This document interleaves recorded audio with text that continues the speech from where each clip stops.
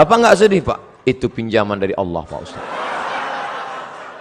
Sampai akhirnya Allah mengambil. Apa yang mesti saya sedihkan?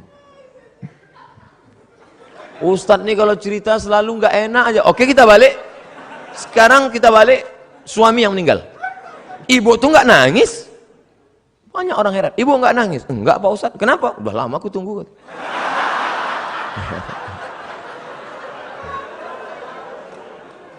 Balikkan pada Allah SWT.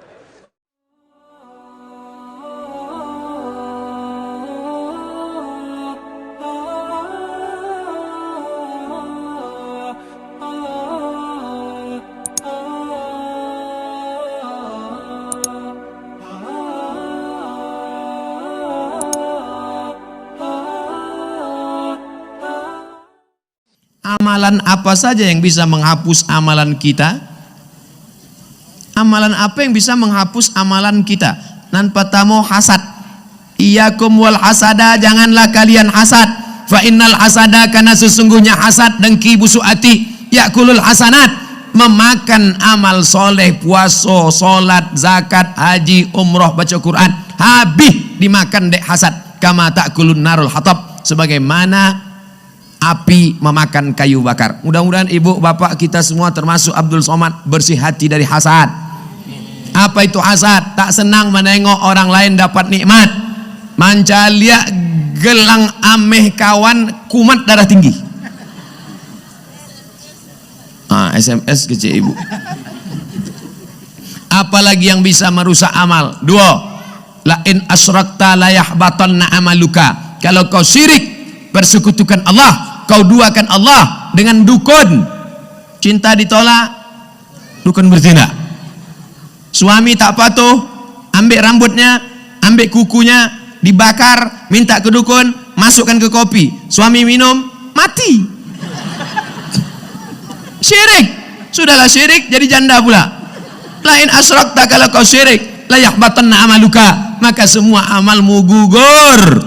Jangan sampai syirik. Bagaimana cara mengembalikan amal tadi? Ya ayyuhalladzina amanu tubu ilallahi taubatan nasuha. Bisa balik amal baik awak? Bisa. 3 syaratnya. Illa man taba, taubat, wa amana, beriman, wa amila amalan salihah, beramal soleh. Taubat, iman, amal soleh.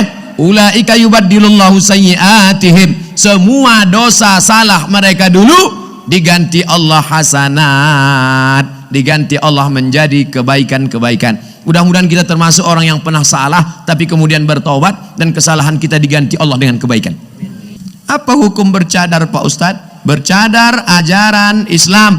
Istri-istri Nabi bercadar, sahabat-sahabat Nabi bercadar. Zaman Nabi perempuan yang nampak matanya. Zaman sekarang matanya tertutup dan lain nampak.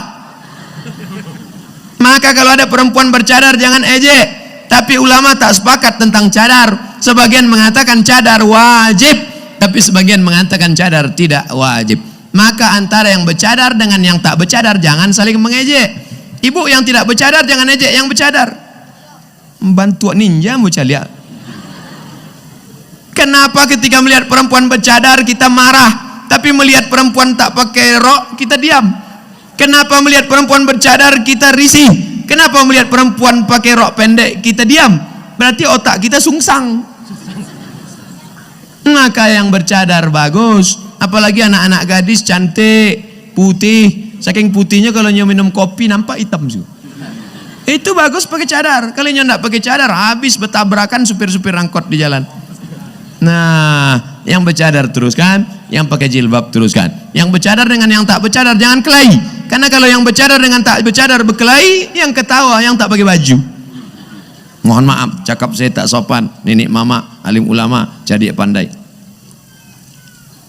Apa hukum bercadar anak SD umur 9 tahun? Allah bisa karena membiasakan diri. 9 tahun sebagian sudah haid, menstruasi. Perempuan yang sampai menstruasi, maka dia menutup aurat. Tapi anak umur 5 tahun dibiasakan bercadar, jilbab. Anak ketik awak pakai jilbab, belum sampai 9 tahun. Dari kecil terlonjak-lonjak, sudah besar terbawa-bawa, sudah tua terubah? Tidak. Nah, maka dibiasakan dari kecil. Kalau sudah tua, Bambu bisa dibentuk ketika masih rebung. Rebung masih bisa dibentuk. Tapi kalau sudah menjadi bambu kuning, dua kemungkinan. Kalau indah inyo patah kepala awak na pacah. Oleh sebab itu, mudah-mudahan anak kita menjadi anak-anak yang solehah. Ustadz, saya punya pertanyaan Ustadz, bagaimana caranya agar kita ikhlas dan kuat ketika kita ditinggalkan oleh kedua orang tua kita menghadap Sang Ilahi? Ketika meninggal Nabi Muhammad SAW, respon sahabat macam-macam. Umar mencabut pedang. Man qala inna Muhammadan qad mata fa'adrib unuqahu. Siapa yang mengatakan Muhammad sudah mati, ku pancung kepalanya. Siapa yang berani mengatakan Muhammad mati, ku pancung kepalanya. Akhirnya datang Abu Bakar Siddiq membacakan ayat, wa ma Muhammadun illa rasul. Muhammad bukan Tuhan, dia hanya seorang rasul. Qad khalat min qablihi rusul. Sebelumnya sudah ada rasul-rasul tapi meninggal dunia. Afa immata, kalau dia meninggal, au qutila, atau dibunuh orang, inqalabtum ala aqabikum, apakah kamu akan berbalik kepada agama kamu yang lama? Wa may yanqalib ala aqibaihi, siapa yang murtad meninggalkan agama ini, falan yadurrallaha syai'a, Allah tidak rugi walau sedikit pun. Wa sayajzillahu syakirin, Allah tetap akan memberikan balasan pada orang yang bersyukur. Jatuh pedang Umar bin Khattab. Orang setingkat Umar saja pun tetap bisa lupa ayat. Hari ini Abdul Somad yang menasihati, sabar ya, sabar ya. Tapi ketika musibah itu datang, as-sabru inda sadmatil ula, sabar itu datang pada pukulan yang pertama. Maka balikkan pada Allah. Ini ujian. Sabar. Ayah kita meninggal, ibu kita meninggal, sabar. Memang berat, terasa lembut lunak tanah itu dipijak. Terasa gempa bumi. Tapi datang kawan-kawan menyabarkan. Alladzina idza asabathum musibah qalu inna lillahi wa inna ilaihi raji'un. Ini bukan punya kita, ini punya Allah. Allah ambil, dia lebih sayang. Allah hanya ingin melihat kau sabar. Nabi Muhammad anak yatim, Imam Syafi'i anak yatim, ulama-ulama kita anak yatim. Jangan sedih menjadi yatim, karena Allah ingin memuliakanmu. Kamu sama dengan Nabi Muhammad sallallahu alaihi wasallam. Fa amal yatima fala taqhar, jangan kau hardi. Nah, jadi sabar. Makanya banyak kita lihat suami-suami yang ketika istrinya meninggal sabar dia. Tak ada dia menangis. Setetes pun air matanya tak ada menangis. Bapak enggak sedih, Pak? Itu pinjaman dari Allah, Pak Ustaz. Sampai akhirnya Allah mengambil. Apa yang mesti saya sedihkan? Ustadz nih kalau cerita selalu nggak enak aja. Oke, kita balik. Sekarang kita balik. Suami yang meninggal. Ibu tuh nggak nangis. Banyak orang heran. Ibu nggak nangis. Enggak, Pak Ustadz. Kenapa? Udah lama aku tunggu.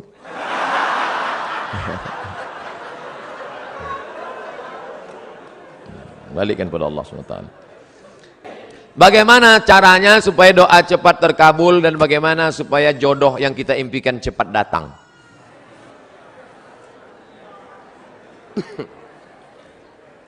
Tidak ada doa yang tidak dikabulkan Allah. Semua doa dikabulkan Allah. Orang yang merasa doanya tidak dikabulkan Allah, dia sudah suudzon pada Allah. Pertama, ada yang doa itu cash and carry, langsung.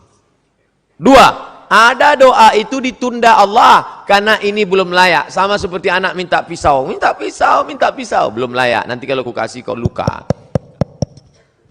Ini orang belum layak dikasih mobil. Nanti kalau dikasih mobil malah nggak sholat. Dulu waktu masih pakai motor sholat. Habis dikasih mobil, sholatnya Idul Fitri sama Idul Adha. Ilmunya belum sampai. Yang ketiga, ada orang-orang yang rezekinya ditahan Allah, nanti akan diberikan di surga. Mala a'yunun ra'at, belum pernah dilihat mata, wala udhunun sami'at, belum pernah didengar telinga, wala takhatara ala qalbi bashar, belum pernah terlintas di hati manusia. Jadi doa kita itu tetap saja doa. Ini sekarang banyak anak-anak muda nggak mau sholat, nggak mau berdoa. Assalamualaikum warahmatullahi wabarakatuh. Assalamualaikum warahmatullahi wabarakatuh. Oh, ditanya, sampean orang dungo, kamu kok nggak berdoa? Oh, yang lama aja belum dikabulkan. Ngapain nambah yang baru loh? Doa. Orang yang nggak mau berdoa itu sombong, maka doa. Ustadz, boleh nggak kalau saya doa saya sebutkan orangnya? Ya boleh. Ya Allah, itu ada ketua BEM, orangnya ganteng banget ya Allah. Rasanya kalau punya suami seperti dia, so sweet. Boleh, apa enggak boleh? Tolonglah kirimkan angin cinta ke hatinya. Tapi kalau dia tidak menerima, kirimkan angin puting beliung sekalian. Mati. Jangan, enggak boleh doa yang enggak baik. Andai dia tidak bersudi berterima, maka berilah yang lebih baik daripada dia, insyaallah. Maka kita minta pada Allah bukan yang kita mau, tapi yang dikehendaki Allah Subhanahu wa taala. Makanya bapak-bapak kadang kalau dia nikah, istrinya biasa-biasa aja. Pas ditanya sama orang, "Pak, istri si Bapak?" "Iya." "Bapak ganteng kok bisa yang gitu?" Itu yang paling indah menurut Allah. Itu artinya gagal dengan yang ayat itu. Aku tidak melihat engkau, yang kulihat adalah orang yang sudah mengirimkan engkau. Datang utusan presiden. Kita tidak lihat dia, yang kita lihat yang mengutusnya. Ada 3 orang diberi pena. Yang satu dikasih pena, yang satu dikasih pena, 3 orang, tapi responnya beda. Yang satu berkata, cuman dikasih pena sama Pak Gubernur, ya jadilah daripada nggak ada pena. Yang satu marah-marah, masa cuman ngasih pena? Kasih kayak Harley Davidson. Yang satu lagi, aku tidak melihat bendanya, tapi yang kulihat adalah siapa yang memberikannya. Sehingga setiap aku menulis, orang akan bertanya, apa yang kau tulis? Tulisannya biasa, tapi pena ini pemberian sang raja. Nah, nanti begitu kau berdapat, walaupun dia biasa aja, itu siapa? Dia yang sudah dikirimkan Allah Subhanahu wa taala. Begitu. Nah, nanti bapak, ibu pulang besok kalau ada yang nanya, itu istrimu? Iya. Kok begitu bentuknya? Dia dikirimkan Allah Subhanahu wa taala.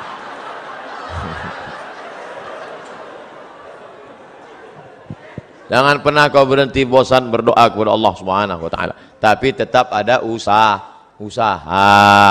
Itu ada kiai, santrinya banyak. Ya pendekatan lah kiai. Ustaz, saya sudah ditolak calon mertua saya, gimana caranya? Jangan kamu sendiri ngadap ke sana. Kamu sendiri ngadap selengean celana sobek. Pakai kap 70. Dia enggak mau dia. Coba bawa.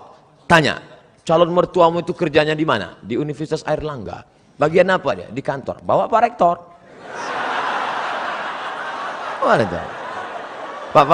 Pak. Ini mau minta, mohon Bapak Sudi agak. Oke, begitu sampai di sana, langsung dia. Nggih, Pak. Apalagi sampai Pak Rektor, iki mahasiswa wapi tenan iki. Masya Allah, langsung Insya Allah. Jangan bawa saya. Kalau saya bawa, nanti yang diterima saya. Bercanda. Bagaimana pandangan dan pendapat Ustadz tentang jaringan Islam liberal yang sudah mulai marak di Indonesia dan saat ini mulai masuk ke kerohanian SKI sekolah-sekolah. Jadi ada di Jawa Timur Pondok Pesantren Ponorogo, Gontor, Darussalam punya anak namanya Dr. Fahmi Zarkashi. Itu ketua daripada MIUMI, Majelis Intelektual Muda Ulama Muda Indonesia. Mereka ini punya namanya INSIS, bukan ISIS, INSIS, INSIST. Ini yang konsen dalam masalah mengcounter liberal. Jadi adik-adik nanti buat kajian, undang mereka. Cuman mereka tidak model ceramah begini, pakai makalah serius, pakai infokus. Nanti undang. Ada namanya Dr. Adian Husaini. Kemudian ada pula Dr. Fahmi Zarkashi dari London, Inggris. S2-nya dari IIU, International Islamic University di Islamabad, Pakistan. Ada lagi dapat doktor 2, satu dari Bonn, Jerman, yang satu lagi dari Istak. Murid langsung dari Profesor Dr. Naqib Al-Attas yang ada di Malaysia. Ini mereka konsen mengcounter itu. Nanti adik-adik, is a world Islamic view, bagaimana memandang dengan pandangan Islam, bagaimana program brainwash, cuci otak, bagaimana, itu semua dari pagi sampai makan siang zuhur sampai sore sehari membahas tentang masalah itu dengan pakar-pakarnya. Insya Allah ke depan buat program apakah sebulan sekali atau 2 bulan sekali atau 3 bulan sekali, apakah triwulan, apakah caturwulan, bulan ini ustadz ini, bulan depan ustadz ini. Tapi kalau untuk insis tadi harus satu paket. Ini insya Allah memberikan pandangan yang baru buat kita semua insya Allah.